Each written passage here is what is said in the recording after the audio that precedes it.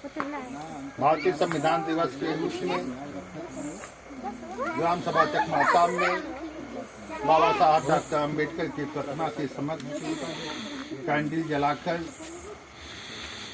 संविधान दिवस के रूप में इस गांव के तमाम लोगों ने अपनी खुशी जाहिर की है और यह बात लोगों के मन तक पहुंचाने के लिए यह कार्यक्रम किया गया है कि आज के ही दिन 26 नवंबर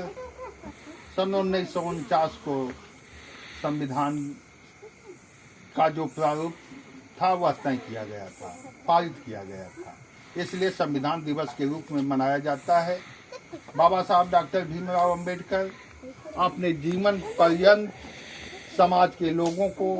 सही दिशा और दशा देने के लिए अनवरत प्रयास किए थे, जिसका फल आज समाज के लोगों को मिल रहा है। उस समय शिक्षा का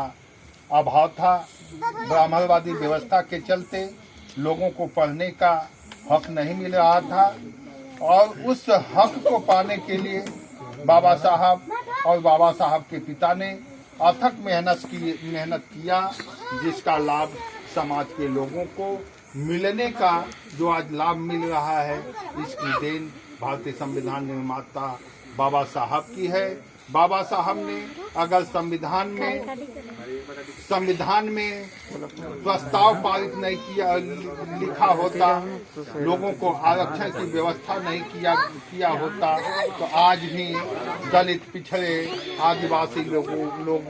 पहले की तरह ही अपना जीवन जीते। आज बाबा साहब धन्य हैं, जिनके कृपा से, जिनके विचारों से, जिनकी सोच से आज हम लोग पढ़ लिख के कोई डॉक्टर बन रहा है, कोई इंजीनियर बन रहा है, कोई डीएम बन रहा है, कोई नेता बन रहा है, कोई मंत्री बन रहा है, कोई मिनिस्टर बन रहा है। यह बाबा साहब के संविधान की देन है। आज बाबा साहब ने अपने लिए नहीं बल्कि आने वाले अपने समाज, इस देश के लोगों के लिए प्रयास किया और समाज के लोगों को हक दिलाने के लिए इनके बीवी का भी इंतकाल हो जाता है, इनकी बीवी भी मर जाती है, इनके 5 बच्चे भी मर जाते हैं, फिर भी समाज के लोगों को सुख देने के लिए बाबा साहब ने अपने रास्ते से विचलित नहीं हुआ, अंत तक समाज के लोगों को उस लाभ को पहुंचाने के लिए अपना पूरा जीवन न्यौछावर कर दिया। एक बात याद आती है, जब भीमाबाई आखिरी स्टेज पे थी, मरने वाली थी, उस समय बाबा साहब से कहती है कि बाबा साहब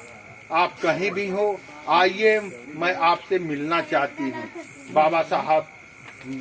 रामाबाई के पास पहुँचते हैं। रामाबाई के पास पहुँचने के बाद उनसे वार्ता होती है, बातें होती है। बातों में रामाबाई ने एक बात कहा, बाबा साहब मैं तो अब जाने वाली हूँ, अब मैं कुछ देख नहीं पाऊंगी, लेकिन मैं एक चीज आपसे मांगना चाहता हूं कि हमारे देश के जितने भी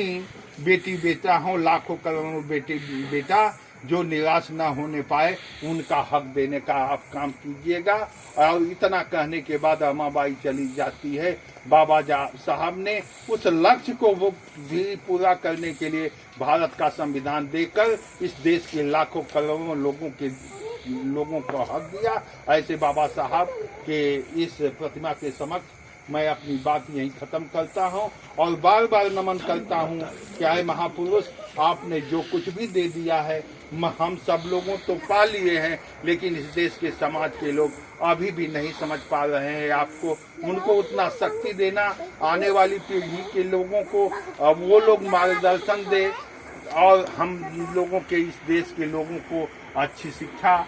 स्वास्थ्य और सामाजिक समरसता की जो भी चीज हो मिलती रहे। मैं अपनी बात यहीं खत्म करते हुए बाबा साहब के चरणों में कोट नमन करते हुए जय भीम, जय भारत।